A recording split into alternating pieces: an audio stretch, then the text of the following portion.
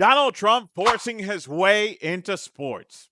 You know, sports for so many people, it's their getaway. It's their trying to forget for a time about daily life, adulting, and just doing something else, right? And often you do the very best to distance sports and politics because we know what politics is, unfortunately. It's not what it should be.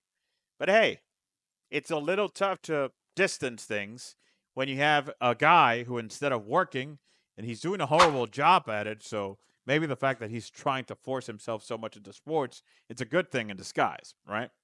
Wink, wink. No. So, yeah, Donald Trump has been trying to force his way in every single shape possible to sports. You know, the we can start with something lighthearted because let's begin with the first fucking thing that our convicted felon president, the first in history, actually did. Let's go ahead and observe him in the Super Bowl. First sitting president to go to the Super Bowl. Because, you know, why would he actually be at the Super Bowl? Why not be at the Super Bowl instead of working? No, come on. Because, of course, he actually had to go there because he needs attention all the time. That's part of his nature. Great. So, Pete Rose, many of you actually can recognize that name in a second, right? Great legend on the field for baseball. I did not watch him live before my time by far. However, I've seen a lot of tape, probably the most electrifying player from that era and before, and it's tough to actually put anyone else even close. But he was also a man with many biases and a man that did not want to correct himself. But Selig, that for all intents and purpose, I consider to be one of the worst commissioners in baseball history. Well, he actually gave Pete Rose a chance to be reinstated.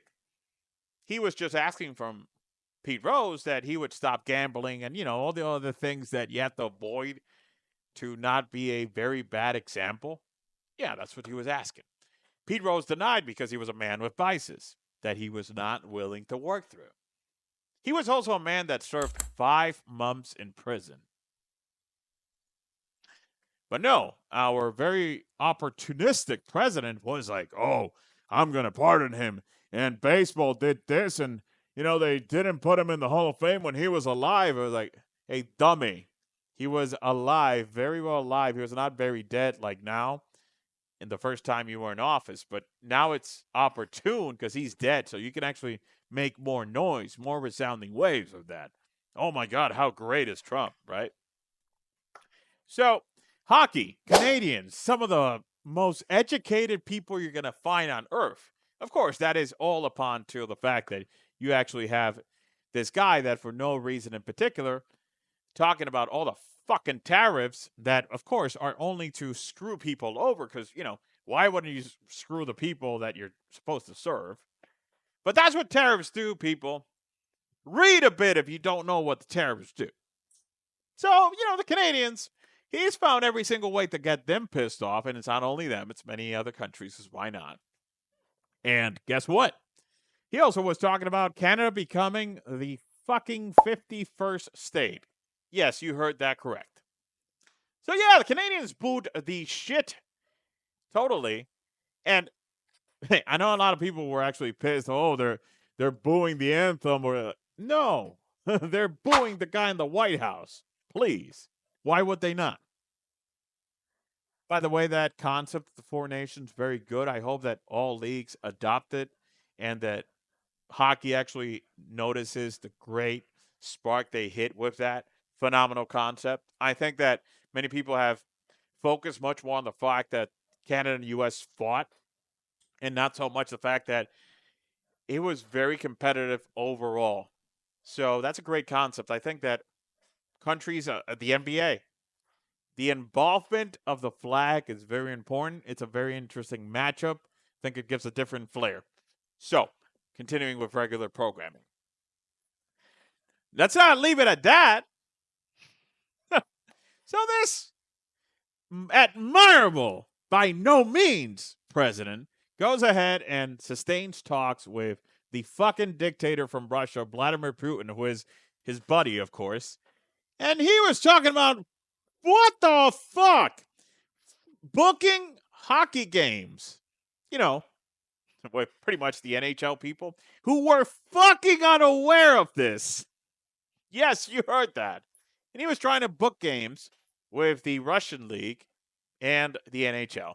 You know how fucking crazy it is to hear the hockey league say, well, we had no idea of these conversations, so at this time we will refrain from giving any comments on this, which is also the same as saying, what the fuck?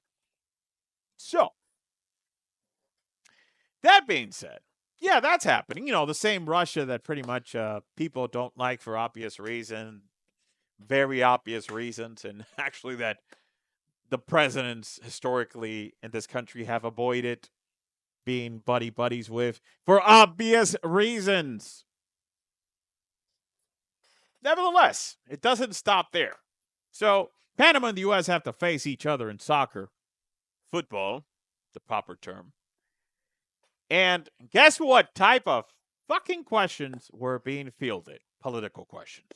Because, of course, this idiot has also tried to regain the Panama Canal, which, by the way, is in fucking not here. It's over there in Panama. And yes, was it built by the U.S.? Yes. And it was leased. And you know what lease is? When it's done, it's done. Oh, no, he says that he needs it back. So people were questioning the U.S.